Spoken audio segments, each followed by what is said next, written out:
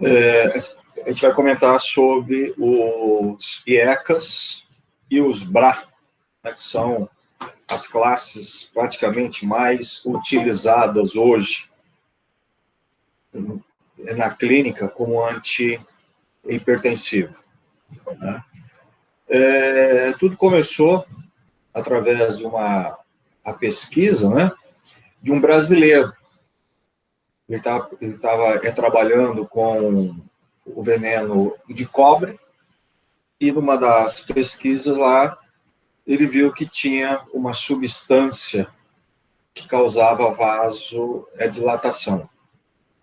E através, então, dessa pesquisa desse brasileiro, que surgiu o primeiro fármaco antihipertensivo inibidor da ECA, o captopril.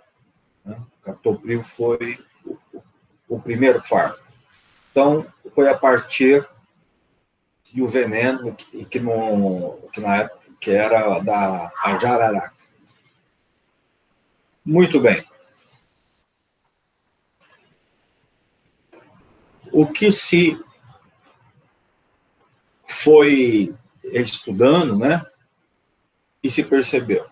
Nós sabemos hoje que, a partir do rim, né, do aparelho justa-glomerular, você tem a liberação de renina, essa renina vai para a circulação, né?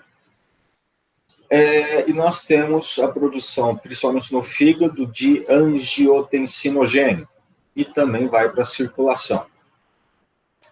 Aí, a renina com angiotensinogênio dá origem à angiotensina 1. E aí, essa angio 1, ela sofre a ação de uma enzima, né, que é a chamada ECA, e essa ECA, ela está no endotélio vascular. E como o pulmão é muito rico em endotélio vascular, então o pulmão acaba sendo rico em ECA.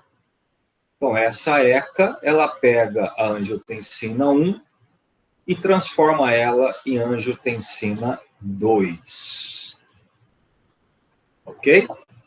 Muito bem. Então, angiotensinogênio, renina, formando angiotensina 1. Ok?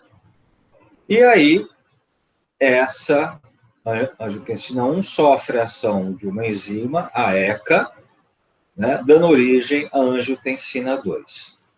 Bom, por muito tempo, nós sabíamos até aqui.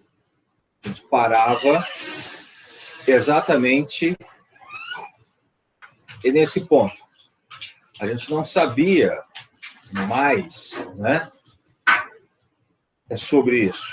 A gente, então, só sabia que vinha aqui a angio 2 e que a angio 2 agia em algum receptor e provocaria vasoconstricção. Aí foram estudando, tal, e foi visto a fisiologia, né, a cascata completa do uso da angiotensina. E o que descobriram? Descobriram que essa angio 2, depois ela se transforma aqui em angio 3 e depois em angio 4. Só que isso daqui, até hoje, não está assim muito esclarecido, tá? Qual a importância disso daqui? A importância maior está do outro lado. Foi visto que existia uma angio 1,9 e existia uma angio 1,7. E depois viram que a angiotensina 1, ela poderia dar origem à angio 1,9, e essa angio 1,9 também, através de uma ECA, produziria angio 1,7. A angio 1 também poderia vir diretamente da angio 1 através de peptídeos, formar anjo 1,7. E a anjo 2, ela também, através de enzimas, peptídeos, também pode dar origem a anjo 1,7. Então, veja, temos a angiotensina 1 dando origem a anjo 2. A anjo 2 dando origem a anjo 1,7. E a anjo 1,7 também vindo da anjo 1 ou da anjo 1,9. Com essa descoberta, eles foram tentar justificar por que, inibindo a ECA, eu tinha uma vasodilatação e eu tinha o efeito anti-hipertensivo. Então, precisava estudar mais e descobrir o que isso daqui, como isso aqui se interage, aonde isso aqui age.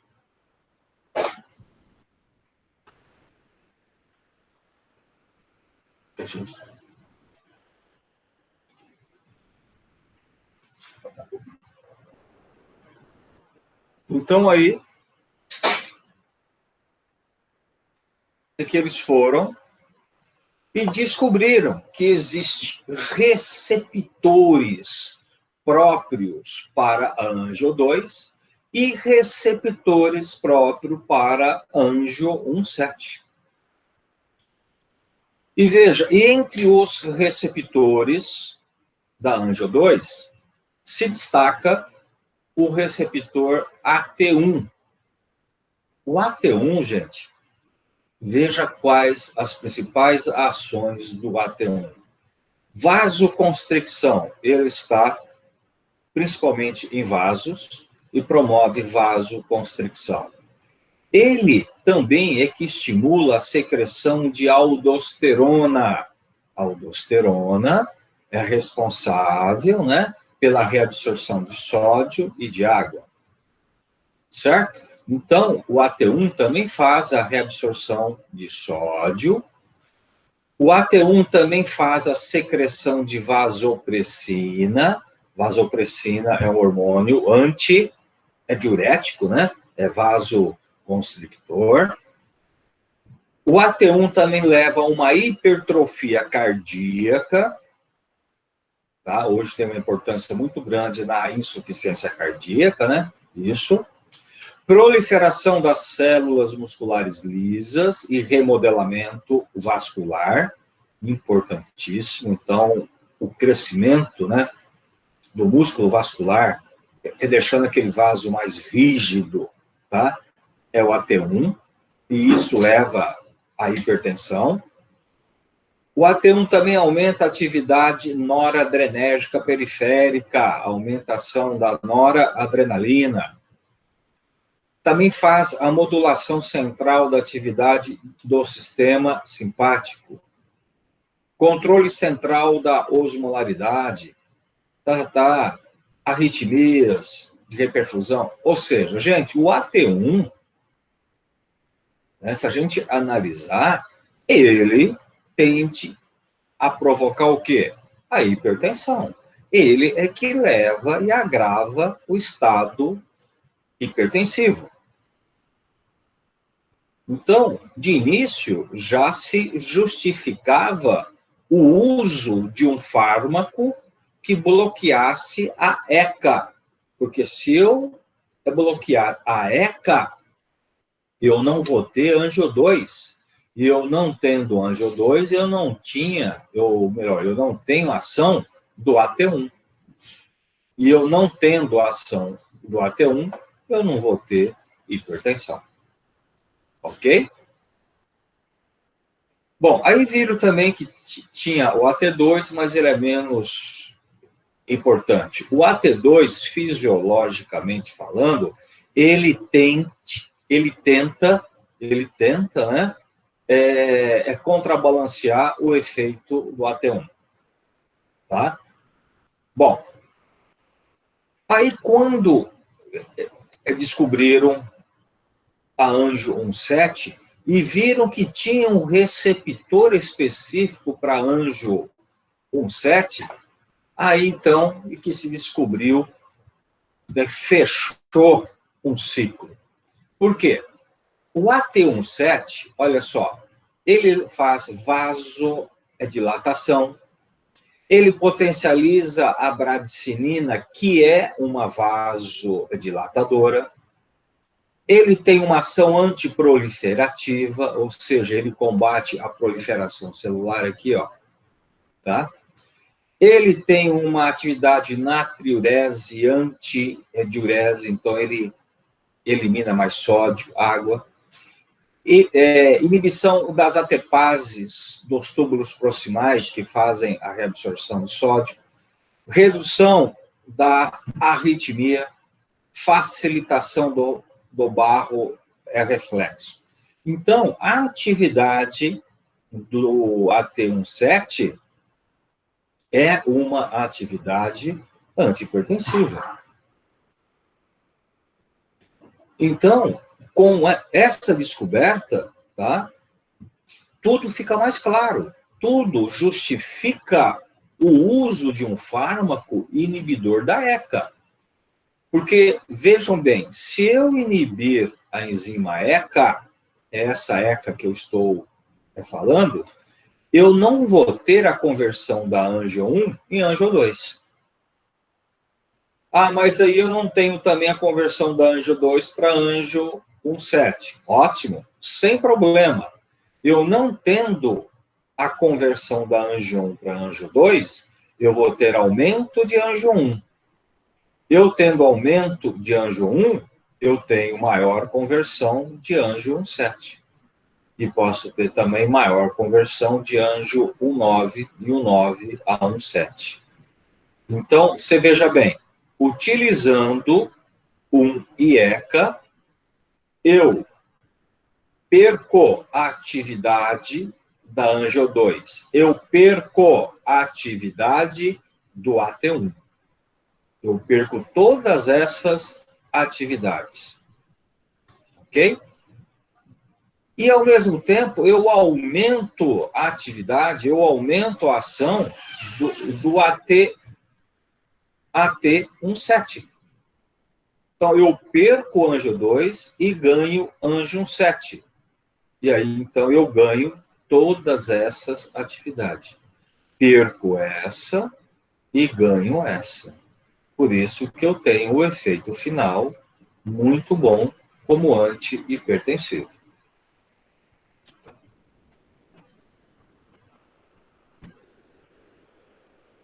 Tudo bem, gente?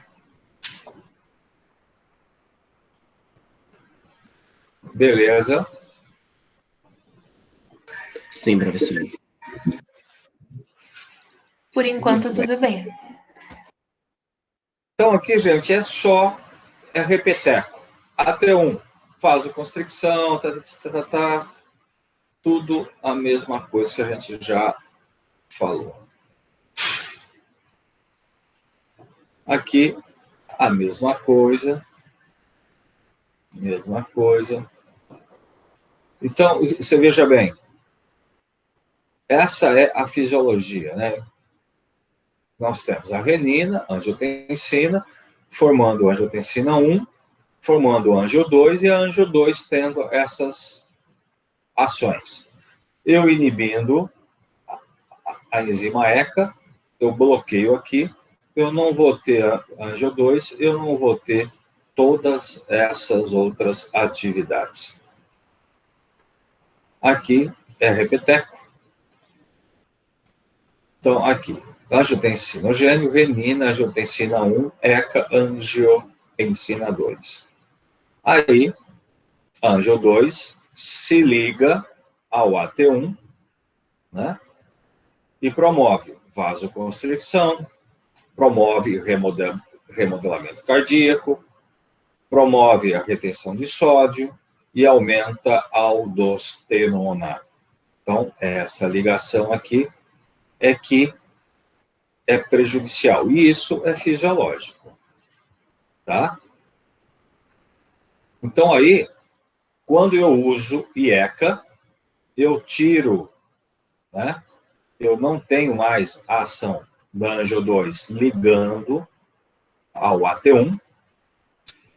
Eu diminuo, então, a angio 2 e eu aumento angiotensina 1, aumento a renina, tá? Ok? E, aumentando a angiotensina 1, eu aumento a chance de ter a síntese de angiotensina 1,7. Ok? Depois eu falo do BRA, tá, gente? Depois eu falo, tá? Que já está aparecendo junto aqui. Hoje nós temos também inibidores da renina. Não sei como é que está a nível comercial isso aí, mas inibindo a renina, eu diminuo também a angiotensina 1 e diminuo a angiotensina 2, tá? Só que se eu não tiver angiotensina 1, eu não vou ter também estímulo para a formação da angiotensina 1,7, né? Então, por isso que esse fármaco não é tão bom quanto o inibidor da ECA. Ok? Tudo bem. Bom, os inibidores de ECA, nós temos praticamente aí, de acordo com a estrutura química, 3 grupos, né? Captopril, que vem do grupamento sulfidrila, o que contém a descarboxila enalapril e o que tem fósforo fosinopril. O captopril e o lisinopril são drogas ativas. Os demais são prodrogas, que necessitam de metabólitos ativos.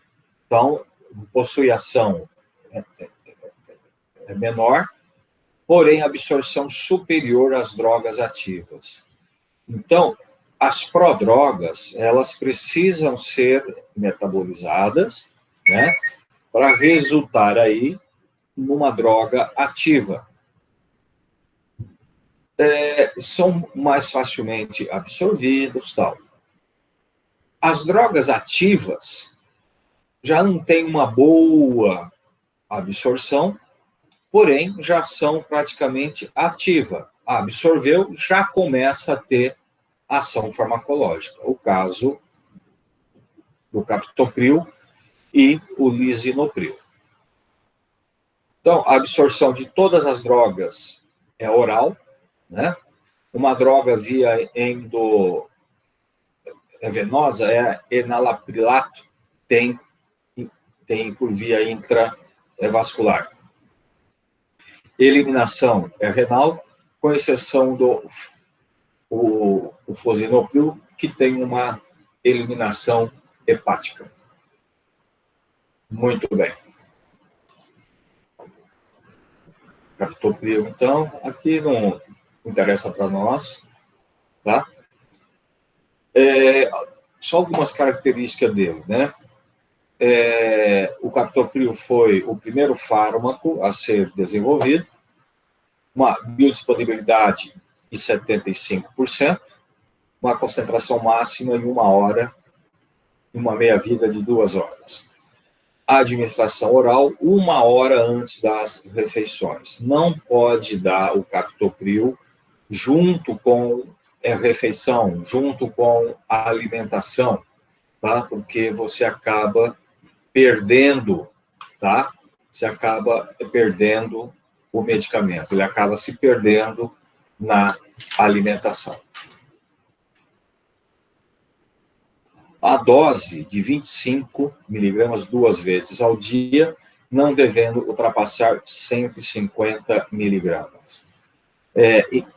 Gente, em paciente com insuficiência cardíaca, tá? Chega a utilizar 150 miligramas, tá? Então, em paciente insuficiente. Na hipertensão, não chega, ok?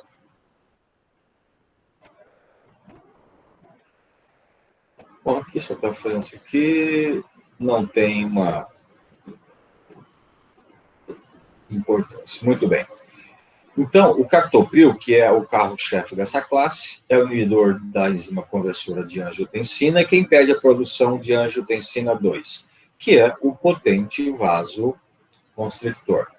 Atinge efeito máximo em 60 a 90 minutos e tem a duração principalmente de 6 a 12 horas, o efeito dele. E esse efeito se relaciona com a dose administrada. Algumas interações medicamentosas. Lítio, aumenta o nível sérico do lítio, se dado junto com o captopril. E aí você pode ter efeitos neurológicos. O captopril e o clorpromazina levam a uma hipotensão grave, podendo gerar até uma síncope, tá? Com a clorpromazina. Anti-inflamatórios, reduz o efeito, não é hipertensivo, reduz o efeito anti-hipertensivo, tá? Dos IECAs pela diminuição de síntese de prostaglandinas estimuladas por eles.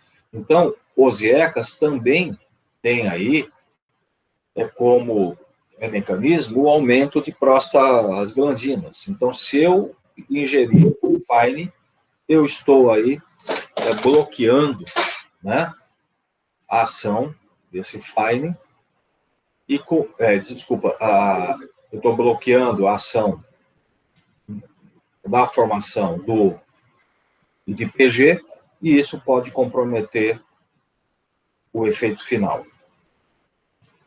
O captopril inibe o clearance da digoxina, podendo levar a níveis tóxicos do fármaco. É o seguinte, a digoxina é uma substância que a gente usa muito para insuficiência cardíaca, né?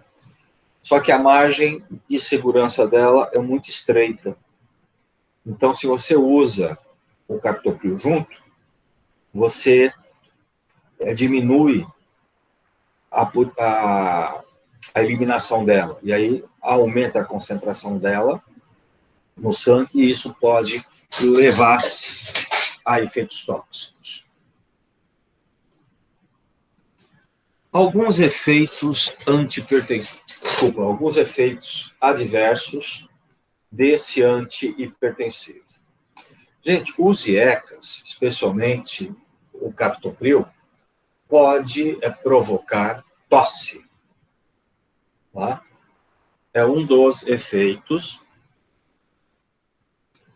adversos desse fármaco.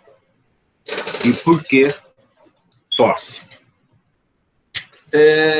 Lembra que eu falei para vocês que aonde eu tenho maior concentração de ECA, vocês lembram? Aonde eu tenho maior concentração de ECA, da enzima ECA?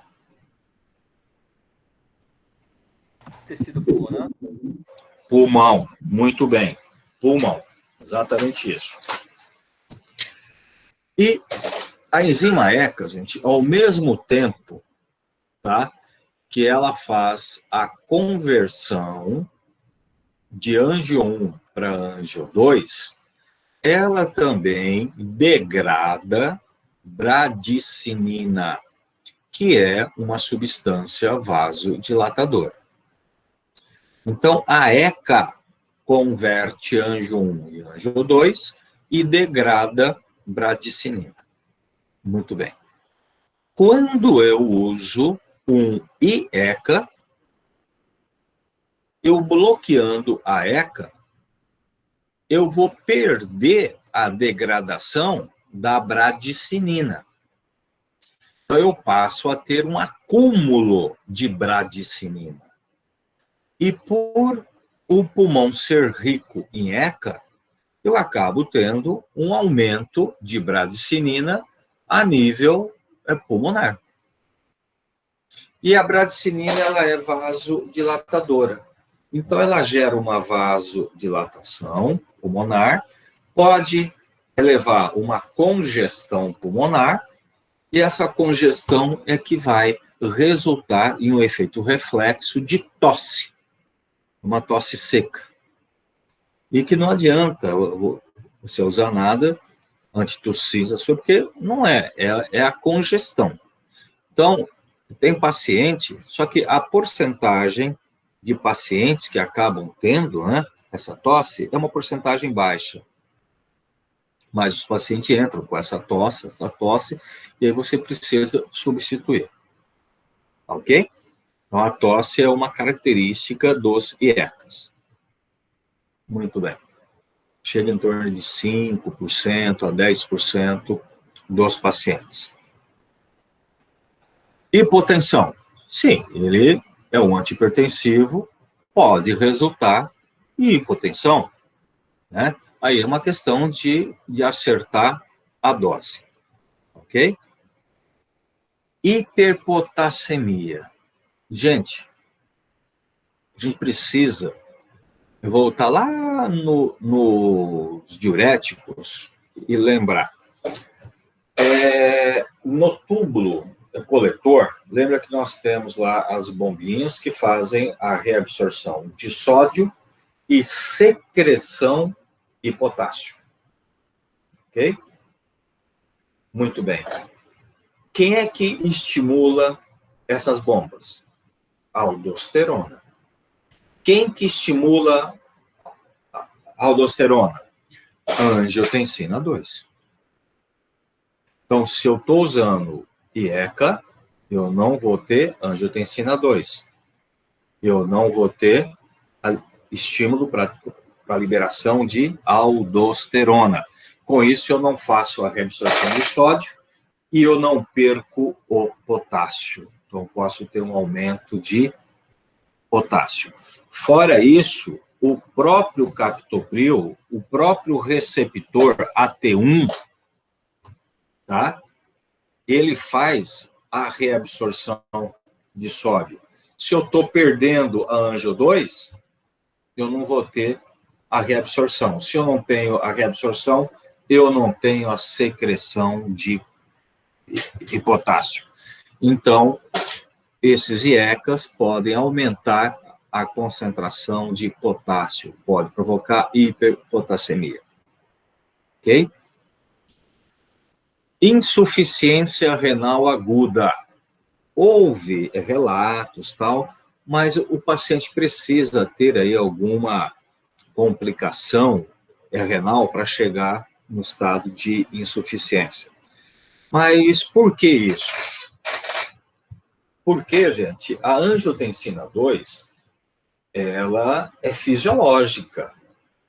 Nós temos ela no nosso corpo, então ela deve servir para alguma coisa, né? É fisiológico. E a angio 2, ela acaba controlando, regulando a pressão de filtração glomerular. Normalmente, a angio 2, ela contrai as arteríolas aferentes, que chegam para o néfron. Só que quando um paciente está com uma complicação ou com uma deficiência de filtração, ela passa a agir também na eferente, contraindo a eferente e segurando o fluxo dentro do glomérulo para aumentar a filtração. E isso é bom, isso é fisiológico. Então, se eu usar um IECA, eu perco esse controle fisiológico da filtração. E aí, se um paciente tem alguma complicação, pode evoluir para uma insuficiência. Ok? Angioedema.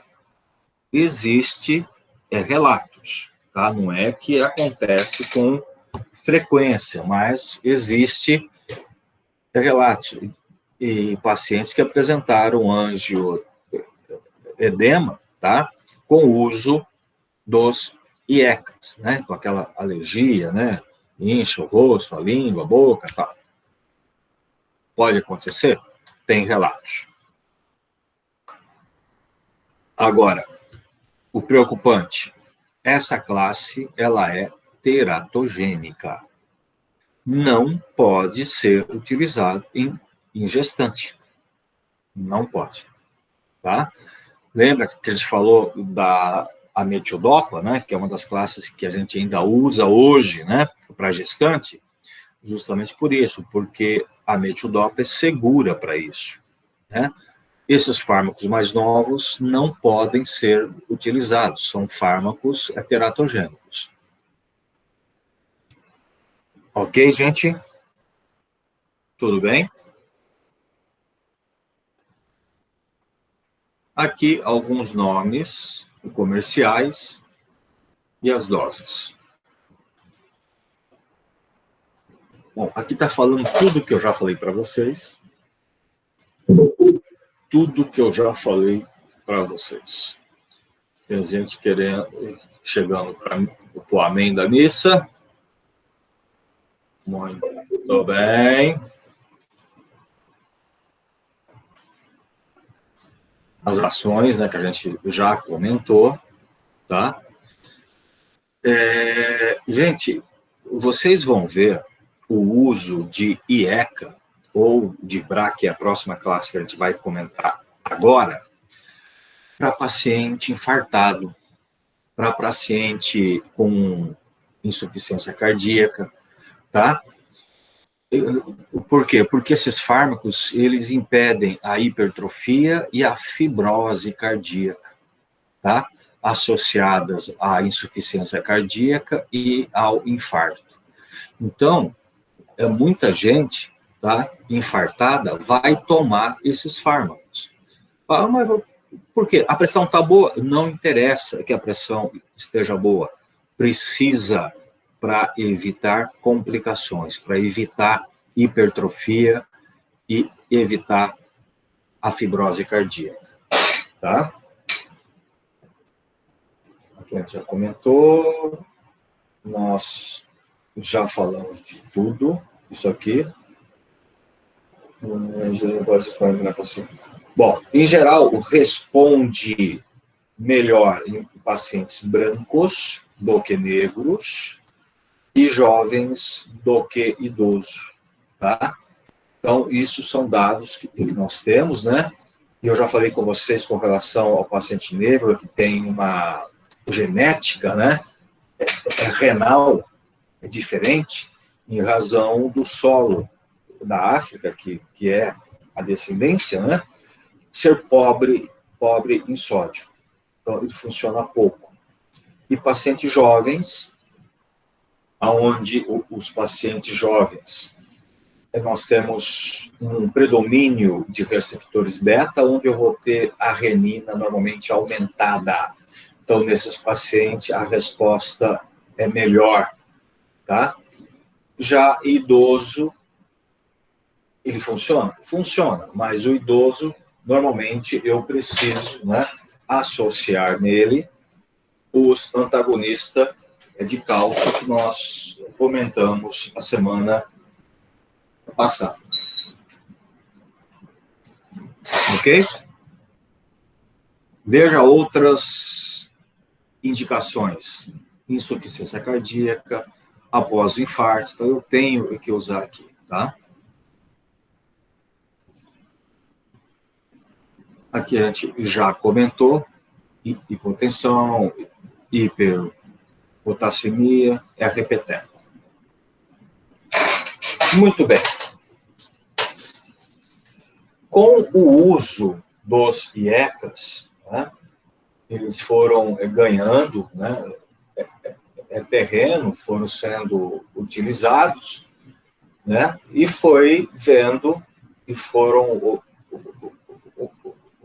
observando, né, a fisiologia e conhecendo a fisiologia da angiotensina.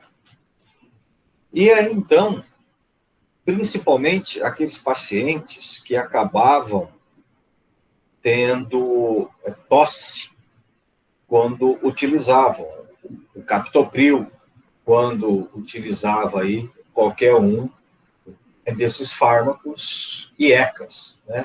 começando a ter tosse e tal, essas coisas todas. Aí fala, poxa, mas nós podemos, então, ver um jeito, em vez de bloquear a síntese da anjo 2, eu bloquear o receptor da anjo 2. E aí, assim foi feito. E aí surgiu uma outra classe em cima dos IECAs. Surgiu os sartans. Sartans, a gente chama eles hoje de BRA. De BRA, que é bloqueador do receptor de angiotensina. E que receptor específico que ele vai lá e bloqueia? O AT1. Então, essa classe é um bloqueador de AT1. E o AT1 é o grande responsável, né, pelo estado hipertensivo, pelas complicações da hipertensão, pelas complicações da insuficiência cardíaca, pelas complicações do infarto. Então, eu bloqueando o AT1, eu estou produzindo praticamente o mesmo efeito do IECA, mesmo com uma vantagem: não vou produzir tosse, não vou induzir tosse. E por que não? Porque eu não estou bloqueando a ECA, eu estou apenas bloqueando o receptor. A ECA, ela continua ativa. Eu continuo tendo síntese de anjo 2 e continuo tendo degradação de bradicinina.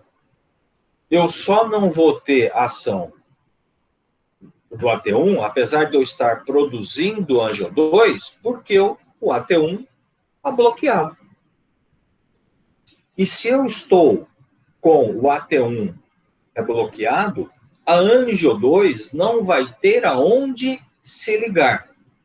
E ela não tendo aonde se ligar, a anjo 2 ela vai aumentar a conversão dela para anjo 1,7. Então, eu continuo tendo a conversão da anjo 1 para anjo 1,9, para anjo 1,7, e eu vou intensificar a ação a conversão, né, da anjo 2, porque ela vai estar livre, ela não vai ter o receptor para se ligar, eu vou convertê-la mais em anjo 1,7. Então, veja, o BRA, você também perde atividade, né, do AT1, e você ganha a atividade do AT1,7.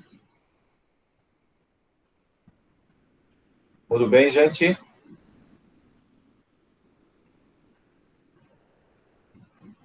Perguntas? Então, os BRAs são melhor do que o IECA para se usar? Pode-se dizer assim ou não? Olha, eu não digo que são melhores, né? Porque aquele paciente que não tem tosse, tranquilo, é praticamente a mesma coisa, né? Mas hoje está aparecendo novos fármacos BRA e que está superando praticamente todos os IECAs. Então, hoje, há uma tendência muito grande de se usar o BRA. É que eles ainda são fármacos mais novos, né? São fármacos mais caros, né? Mas a tendência é se usar mais o BRA do que o IECA. Se você for ver em PS, né, em pronto atendimento, para paciente de urgência, de emergência hipertensiva, o padrão é captopril. Né? Pega lá o captopril, e até é uma coisa errada que é feito, existe uma prática médica aí, né? E pegar o captopril e colocar embaixo da língua. Isso é errado. Ah, mas todo mundo faz errado. Né? O captopril é comprimido. Então, o captopril ele tem que ser deglutido, ele é ácido. Já houve casos, né, de colocar 2, 3 comprimidos, né, embaixo da língua e o paciente ficar com a boca toda queimada, né, porque o captopril ele é ácido. Tá? Então, precisa tomar um certo cuidado com isso. Ok? Mas a tendência, tá, é de se usar muito mais os BRA hoje.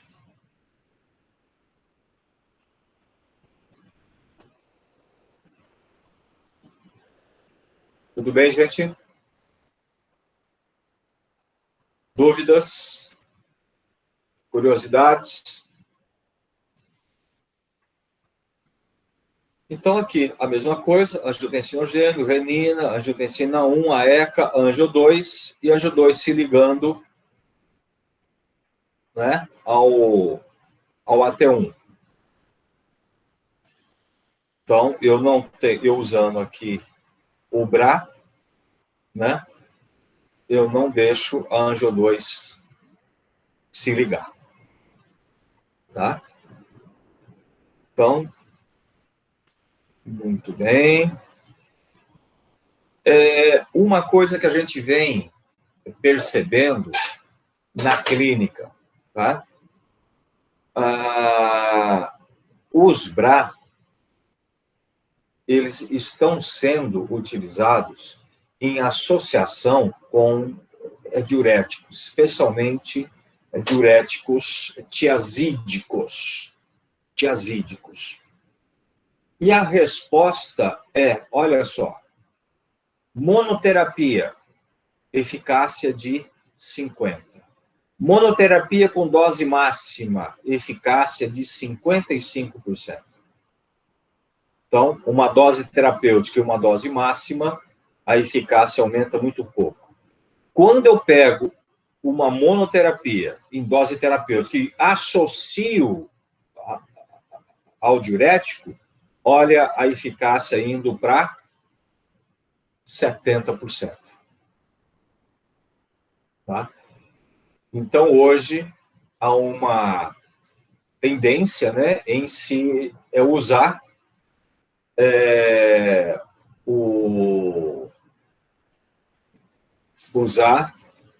o BRA com o diurético.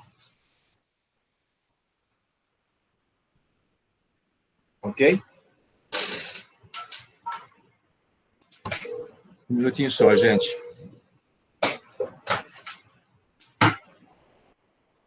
Pede para a Amanda ver a Duda. Eu vi ela indo para o lado da escadaria. Será que ela entrou no elevador sozinha?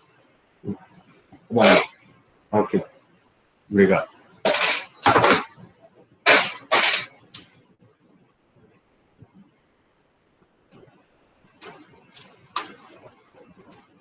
Então, hoje, há uma tendência para isso daqui. E lembra que eu falei para vocês dos antagonistas de canal de cálcio, né, que eles têm uma tendência a provocar aquele edema pré-tibial, né? Aquele edema no pé, na altura do tornozelo. Hoje se usa muito o BRA ou o IECA, mas o BRA vem sendo bastante utilizado, a losartana e tal, para tratar ou até para se evitar, né, esse edema. E eu expliquei isso para vocês, né? Porque o antagonista de cálcio, ele age apenas a nível arterial. A artéria vai dilatar e a veia vai continuar do mesmo jeito. Aí aquele fluxo todo desce para o pé, a hora de retornar, ele não consegue penetrar é na veia, aí gera a congestão e edema. Então, quando eu faço uso do IECA ou do BRA, a veia também vai dilatar. E aí aquele fluxo acaba passando sem complicações. Ok? Então, aqui alguns dos fármacos, tá? Hoje, um dos fármacos novos a gente usa a telmisartana, é muito boa, tá? Tá tendo uma resposta muito boa. Mas a gente usa ainda a losartana, a ibersatana, candersatana, valsartan, todos esses. E aqui está a comparação deles quando utilizados sozinhos, em mono, e quando associados a diuréticos, né?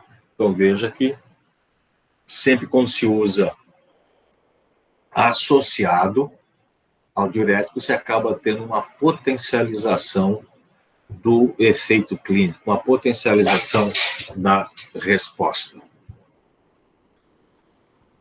Ok? Efeitos adversos dos BRA. Gente, é praticamente tudo a mesma coisa do IECA, né? Angioedema já foi relatado, né? Teratogênico também não pode ser usado para gestante, para grávido, tá? Não pode ser utilizado.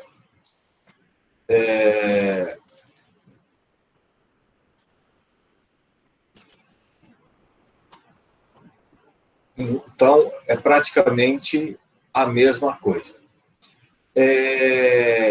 Nós temos, tá, alguma diferença, ou uma única, né, diferença, que é qual? O que eu não tenho aqui e que eu tenho a nível de IECA. Eu não tenho aqui a tosse, né? Não aparece a tosse. Ok?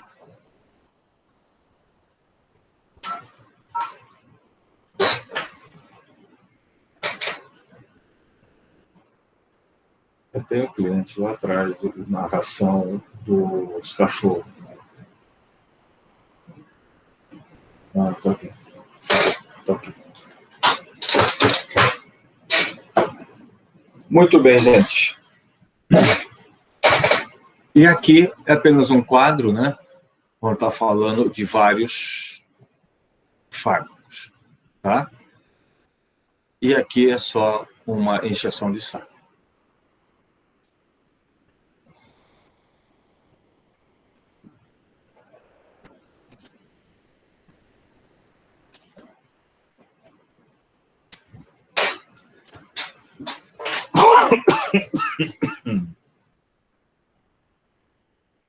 Dúvida, gente?